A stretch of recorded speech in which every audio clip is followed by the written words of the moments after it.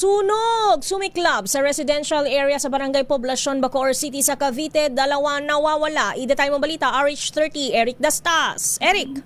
Ilang minuto lamang ang nakalilipas matapos ngang mapulak itong sunog na sumiklab dito sa Barangay Poblacion na tabing dagat sa Bacoor City, kung saan hindi bababa sa 15 hayan ang tinupok ng apoy. Patuloy ngayon ng sinasagawang investigasyon ng Bacoor Fire Station kung saan na dalawa na mag-ina umano ang nawawala. At ito ayon na rin sa aking panayam dito kay Kapitan o Barangay Chairman Randy Francisco ay dalawa yung hinahanap nila ngayon na mag-ina na posibleng niya na nadamay o nasunog dito sa loob ng kanilang bahay.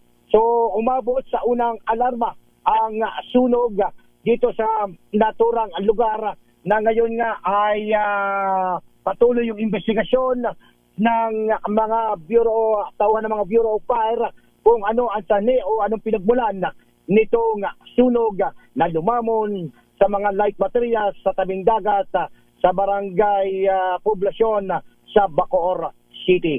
Ito pa rin si Eric Dastas para sa DZRH, una sa Pilipinas, una sa Pilipino.